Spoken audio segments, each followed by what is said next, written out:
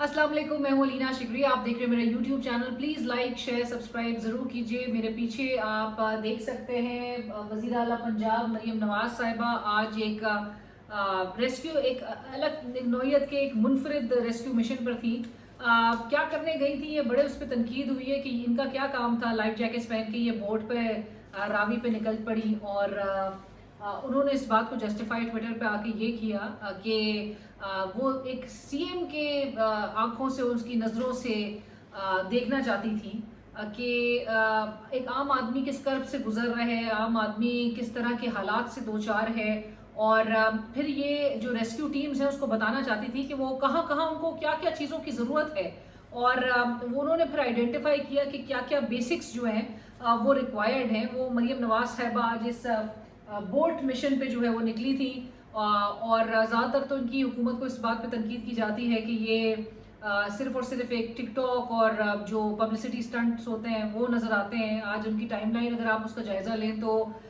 एक इमेज जो है और वो एक वीडियो, वो क्लिप पोस्ट करती हैं जिसमें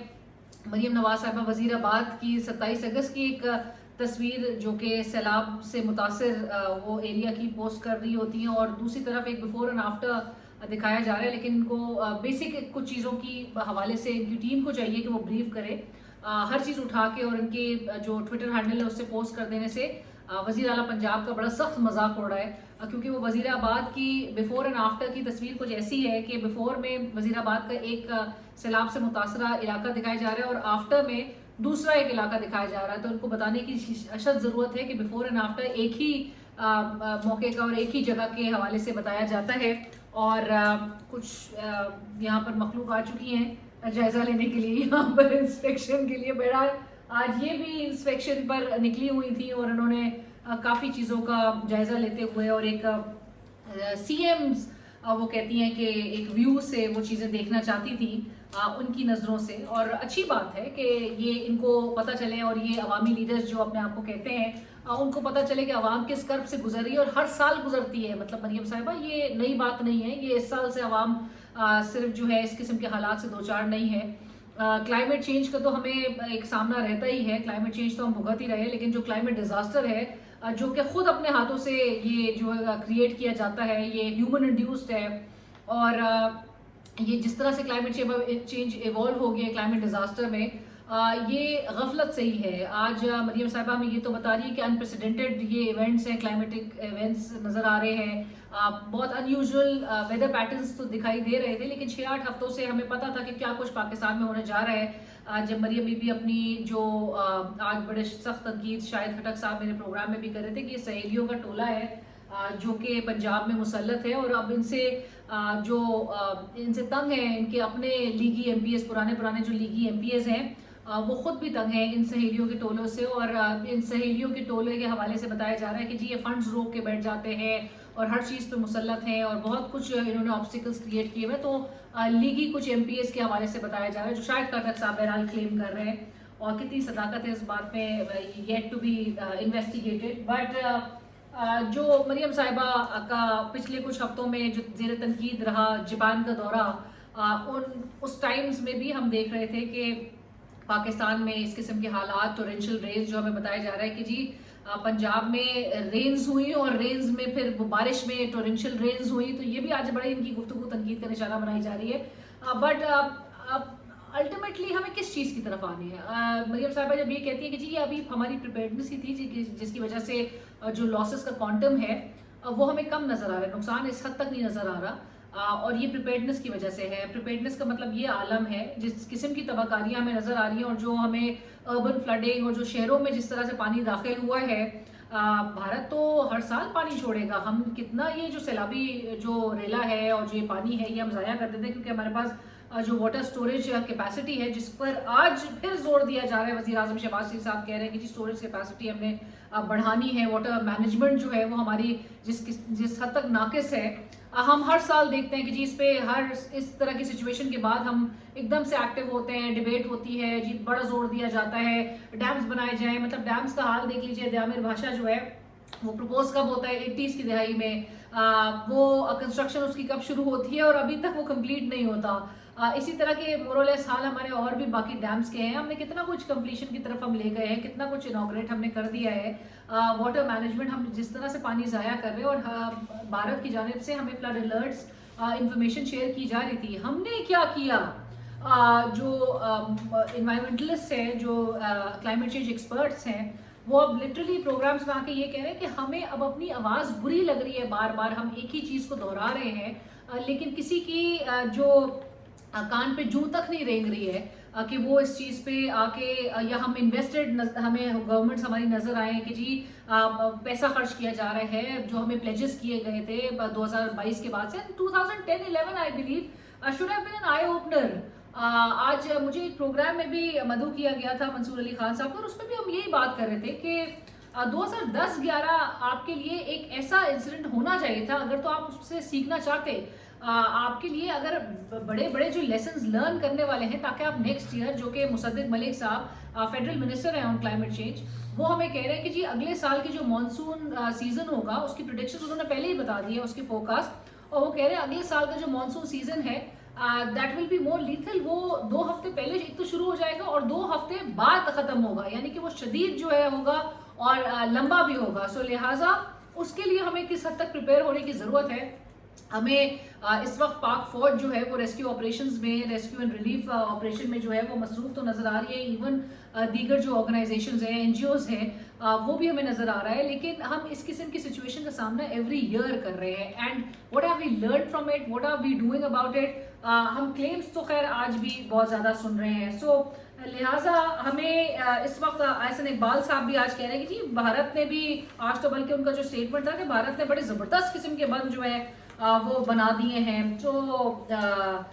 لہٰذا ہمارا اس وقت کیا رجحان ہونا چاہیے, ہم نے کیا اس وقت ہمیں ایفرٹس کرنے کی ضرورت تھی,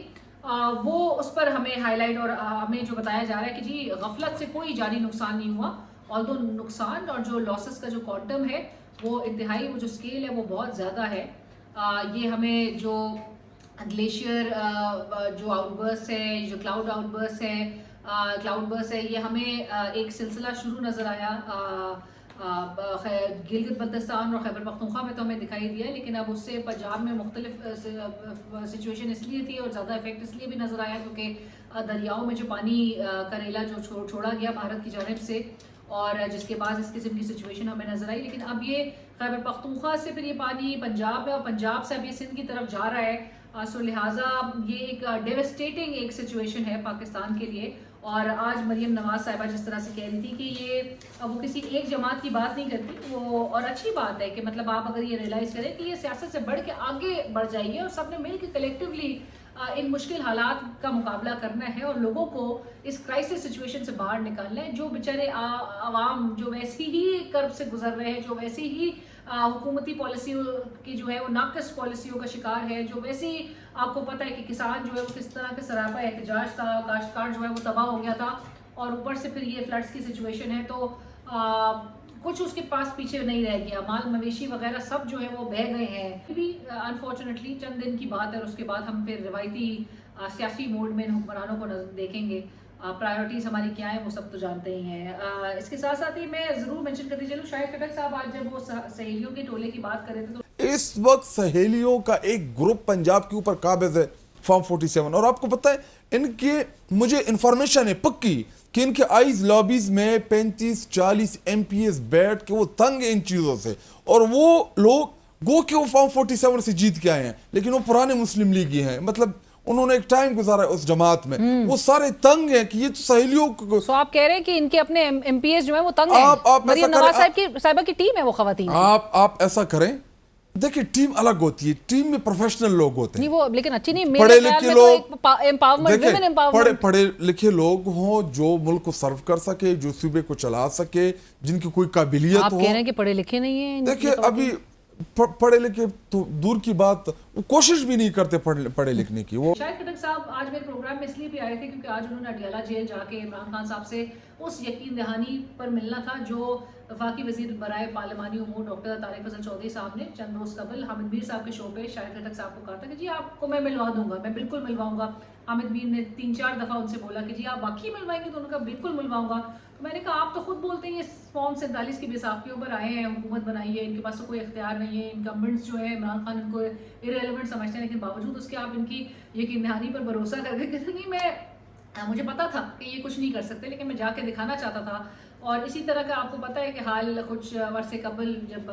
मैं गई थी अडियाला जेल, वो भी वज़ीर दिफा ख्वाजा आसिफ साहब के कहने पर कि मीडिया जाकर दिखाए कि क्या सहूलियात इमरान खान साहब को दी हुई हैं, और बड़े आलीशान जो है हमने फैसिलिटीज़ उनको दी हुई है, और मीडिया स्टूडियो से बाहर नहीं निकलता। तो मैंने कहा कि चलिए प्रैक्टिकल जर्नलिज्म जाके दिखाते हैं, लेकिन बावजूद उसके कि वज़ीर दिफा इस मुल्क के वो बोल रहे थे कि जाके आप दिखाएं, वो हालात नहीं मुझे जाने दिया गया था। सो शाहिद खटक साहब के साथ भी आज यही कुछ हुआ था। और जहाँ पर शारेस खान की गुफ्तगू करते हैं, शारेस खान नलीमा खान साहिबा के बेटे, जिनको 27 माह के बाद उनको गिरफ्तार किया गया 9 मई के उस इल्ज़ाम में कि वो मुलजिम हैं, उन्होंने भी 9 मई के उसमें वो इन्वॉल्व थे। सो 27 माह के बाद मतलब हाल देखें अदालतों और प्रोसिक्यूशन का आलम यह है, आप मजाक बन के रह गए हैं। मतलब हम पूरे दुनिया भर में, पाकिस्तान एक ऐसा अनोखा मुल्क अब पूरे वर्ल्ड मैप पे फ्लिकर कर रहा है कि जहाँ पर ऐसे ऐसे हालात नजर आ रहे हैं कि लोग जो है वो शायद सर पीटे और मातम करें। 27 माह के बाद आप एक बंदे को अरेस्ट करते हैं और उसके पास से आप बरामद क्या कर रहे हैं, अजीम और शान उसके पास से सबूत क्या, 9 मई के बरामद हुए एक डंडा। 27 माह से वो बंदा एक डंडा लेकर बैठा हुआ है, जब वो देख रहा है कि इमरान खान की पूरे ख़ानदान के साथ क्या हो रहा है, पार्टी के साथ क्या हो रहा है, पार्टी से क्या क्या चीज़ें बरामद करने के इल्ज़ामात में उनको जो है वो किस किस तरह की सज़ाएं सुनाई जा रही हैं, किस किस तरह के केसेस उन पर बनाए गए हैं। और वो बंदा 27 माह तक एक तो पाकिस्तान में ही घूम रहा है बहुत कॉन्फिडेंटली, और दूसरा ये कि वो डंडा भी लेकर अपने साथ साथ घूम रहा है। सो उसके पास से बरामद होता है एक डंडा,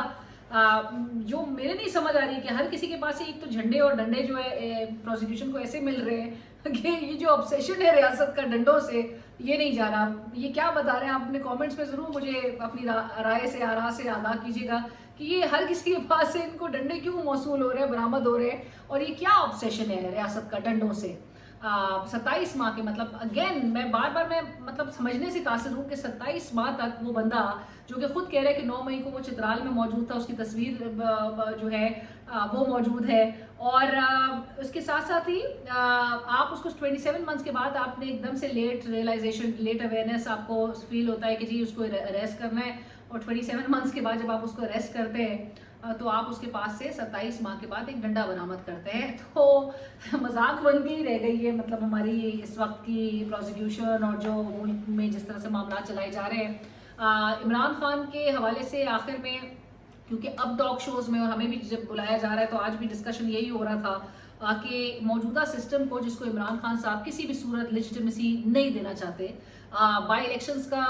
जो बॉयकॉट है वो इसी वजह से किया गया है कि वो नहीं चाहते कि उनकी पार्टी अब एक ऐसे पार्लियामेंट्री सेटअप का हिस्सा बने रहे कि जिसका हिस्सा बन के उन्होंने डिस्क्वालिफिकेशंस, उन्होंने सजाएं, उन्होंने अरेस्ट फेस किया, और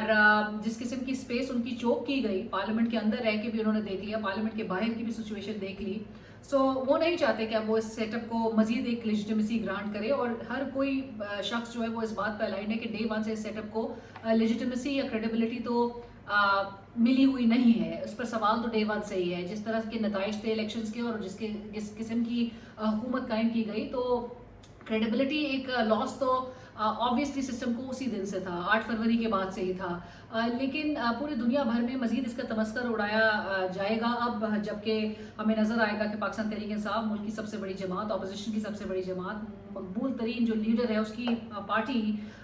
इस मुल्क में वो बॉयकॉट करेगी इलेक्शंस का। और बड़े तो हमारे पास इत्तलात आ रही है कि बड़े ऐसे अनासर हैं और जो कुव्वतें हैं वो चाहती हैं कि आखिरी वक्त तक वो इमरान खान के इस फैसले को ओवरटर्न करवाएं, और किसी न किसी तरह से पाकिस्तान तहरीक इंसाफ के अंदर से वो ये एक बगावत या एक फॉरवर्ड ब्लॉक के फॉर्म में या कुछ इस तरह के एक सिचुएशन क्रिएट करवाएं ताकि इलेक्शंस का कंप्लीट बॉयकॉट ना हो, और सिर्फ इस वजह से कि एक लेजिटिमेसी ग्रांट होगी एक बॉयकॉट ना करके, इस इलेक्शंस में पार्टिसिपेट करके, जो कि इमरान खान साहब किसी भी सूरत तैयार नहीं है। और एक फर्स्ट फेज में हमें पार्लियामेंट्री कमेटी से रेजिग्नेशंस का मामला नजर आ रहा है, और इवेंचुअली ये कलेक्टिव रेजिग्नेशन यानी कि कौमी असम्बली से, दीगर असम्बलियों से इज्तिमाई इस्तीफ़ों के फॉर्म में भी हमें सिचुएशन नज़र आ सकती है which will ultimately lead to a crisis, जो कि बहुत लोग इस बात को भी कह रहे हैं, जो कि दूसरे साइड का मौक़िफ़ आगे प्रमोट करते हैं और वो कहते हैं कि जी किसी को कोई फ़र्क नहीं पड़ता। जैसे राना सनाउल्लाह साहब कहते हैं इमरान खान जिस रास्ते पे चल पड़े 14 साल तक अंदर है, तो राना साहब को भी सब ये बात ज़रूर बताएं कि राना साहब 14 साल अगर उसको जेल में रखना है, उसको तो फ़र्क ही नहीं पड़ रहा। उसने कहा मैं जेल में मुझे मार दे, मुझे कोई फ़र्क नहीं पड़ता, मैं इस मुल्क का मुकदमा लड़ता रहूँगा, मैं इस अवाम का मुकदमा लड़ता रहूँगा, मुल्क में जमहूरियत का, आइन की बालादस्ती का मुकदमा लड़ता रहूँगा। उनको तो फ़र्क नहीं पड़ेगा, लेकिन सिस्टम को ज़रूर फ़र्क पड़ेगा, क्योंकि एक ऐसा सिस्टम जो कि हम डेमोक्रेसी तो इस मुल्क को कहते हैं, हम एक डेमोक्रेटिक सेटअप में हम ऑपोजिशन को स्पेस ना दें, ऑपोजिशन को माइनस कर दें, सबसे मकबूल तरीन पार्टी को इस तरह से उसको कॉन्सिक्वेंसेस का सामना करवाएं, और जिस किस्म की सज़ाएँ और जिस किस्म की नाअहलियाँ और जिस तरह से 40-40 साल की सज़ाएँ सुनाई जा रही हैं, सिस्टम तो बहुत अरसे तक सस्टेन नहीं कर सकेगा, लेकिन जो इंस्टीट्यूशंस हैं उनकी क्रेडिबिलिटी बहुत डैमेज होगी, क्योंकि फिर अवाम ऐसे सिस्टम को या ऐसे इदारों को फिर वो एतमाद उस पर नहीं करेगी, और वो जो एतमाद का फुकदान आएगा उसको, वो ट्रस्ट जब once it's broken, once it's shattered, you never able to regain it. तो वो कॉन्फिडेंस लोगों का, वो ट्रस्ट लोगों का किस तरह से रीगेन कर पाएंगे इदारे, ये भी सोचने की ज़रूरत है। आप अगरचे 14 साल रखें, 28 साल रखें, या उससे भी आगे आप 50 साल रखें, जितनी भी उनकी खैर उम्र बहरहाल रहती है, लेकिन आप जिस किस्म के भी हालात से उनको गुजारेंगे, उनको तो फ़र्क नहीं पड़ रहा, क्योंकि बहुत सारी एस्टिमेशन थी कि ये शायद एक दिन भी नहीं गुजार सकेंगे, और बहुत लोगों के ये तमाम जो एनालिसिस थे वो बड़े गलत साबित हुए। बट लेट्स सी कि किस तरह से रियलाइजेशन होती है कि ये प्रेशर कुकर और ये जो प्रेशर है ये बहुत बिल्डअप हो चुका है, और मुसलसल सीटी बज रही है इस प्रेशर कुकर की। इस पर अगर कान नहीं धरा जाएगा तो फिर कॉन्सिक्वेंसेस तो सभी उठाएंगे। मेरे चैनल को जरूर सब्सक्राइब कीजिए, फीडबैक सजेशन जरूर आगा कीजिए।